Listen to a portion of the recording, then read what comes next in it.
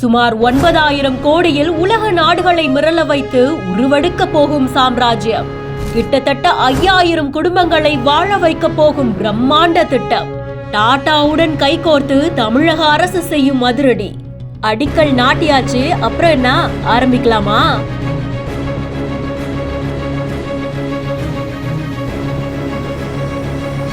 1973லயே சுமார் 1089 ஏக்கர் பரப்பளவுல ராணிப்பேட்டை மாவட்டத்துல சிப்காட் தொழிற்பேட்டை உருவாக்கப்பட்டு தொழில்துறையில ஒரு பிரம்மாண்ட புரட்சியே நடந்துச்சு. மிகப்பெரிய தொழிற்பேட்டையா உருவெடுத்திருக்கிற இந்த இடத்துல தோல் பதப்படுத்துறது, தோல் பொருட்கள் தயாரிக்கிறது, மருந்து உற்பத்தி, வாகன உதிரி பாகங்கள் உற்பத்தின்னு பெருசும் சின்னதுமா கிட்டத்தட்ட 500க்கும் மேற்பட்ட தொழிற்சாலைகள் இந்த இடத்துல இருக்கு. இங்க இன்னும் நிறைய பேருக்கு வேலை வாய்ப்பு கிடைக்கணும், இன்னும் பெரிய அளவுல சுற்றுச்சூழலை பாதிக்காத வகையில உற்பத்தியை அதிகரிக்கிறதுக்கான நடவடிக்கைகள் எடுக்கப்படும்னு பொதுமக்கள் கோரிக்கை வச்சாங்க. அதுக்கு ஏத்த மாதிரியா ராணிப்பேட்டை மாவட்டம் நெமிலி வட்டம் பணப்பாக்கத்துல புதிய சிப்காட் வளாகம் 1231 ஏக்கர்ல அமைக்கப்பட்டிருந்தது. இங்கதான் டாடா கிட்டத்தட்ட 9,000 கோடி ரூபாயை இன்வெஸ்ட் பண்ணி டாடா மோட்டார்ஸ் நிறுவ இருக்காங்க.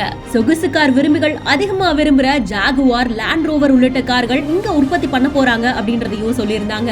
இதனால டைரக்டா கிட்டத்தட்ட 5,000 பேருக்கும் மறைமுகமா 15,000 பேருக்கும் வேலை வாய்ப்பு கிடைக்கும்னு எதிர்பார்க்கப்படுது. முதல்வர் மு.க. ஸ்டாலின் அவர்கள் அடிக்கல் நாட்டி தொடங்கி வச்சிருக்காங்க. கட்டுமான பணிகள் கிடுகிடுன்னு முடிஞ்சு நாட்டோட வளர்ச்சியும் கடகடன்னு ஏறும் அப்படின்னு எதிர்பார்க்கப்படுது.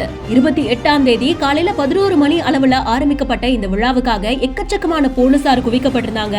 பாதுகாப்பு மட்டும் இல்லாம முதல்வருக்கு தடபுடலான வரவேற்பும் கொடுத்தாங்க. சோ இந்த பிரம்மாண்ட திட்டத்தை பத்தின உங்களுடைய கருத்துக்களை கமெண்ட் செக்ஷன்ல சொல்லுங்க. மேலும் இன்ட்ரெஸ்டிங்கான பல இன்ஃபர்மேஷன்ஸ்க்கு பிஹைண்ட் நோட்ஸை ஃபாலோ பண்ணிக்கோங்க.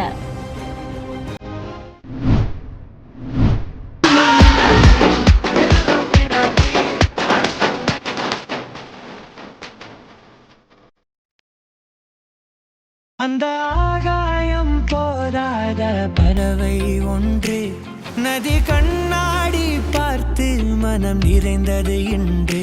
கடலால் தீராத எறும்பின் தாகங்கள் இலையின் மேலாடும்